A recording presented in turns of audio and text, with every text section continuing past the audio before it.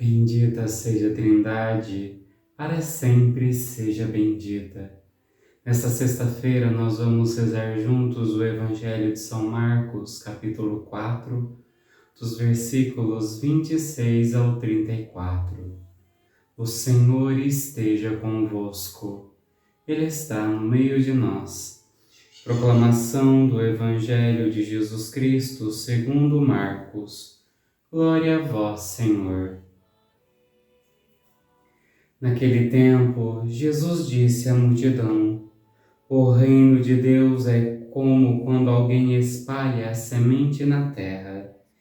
Ele vai dormir e acorda, noite e dia, e a semente vai germinando e crescendo, mas ele não sabe como isso acontece.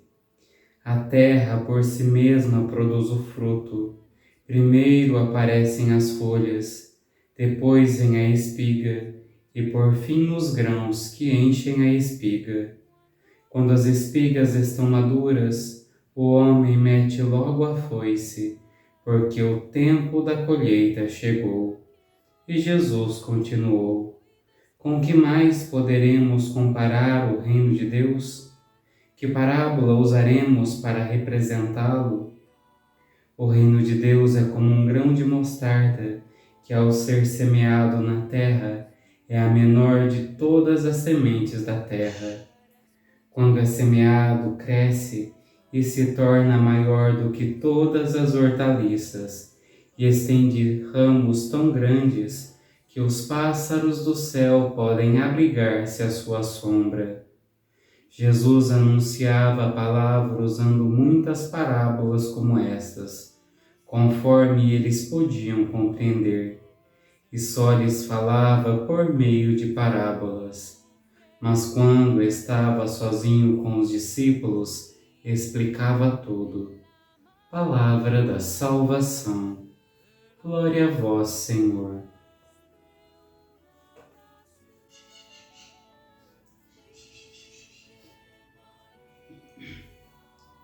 Meu irmão, minha irmã, através desse Evangelho nós vemos a preocupação de Jesus em nos fazer compreender em que consiste o reino de Deus.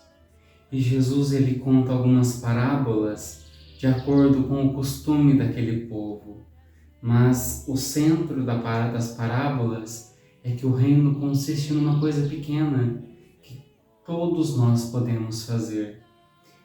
Pegando a imagem do semeador, ele lança a semente. Ele faz aquilo que está ao seu alcance, que é semear. Mas o processo de a semente morrer, crescer, dar frutos, é algo que não está nas mãos do semeador. Da mesma forma o reino de Deus não consiste em nós construirmos o reino, mas consiste nos pequenos detalhes da vida, nós fazermos aquilo que está no nosso alcance.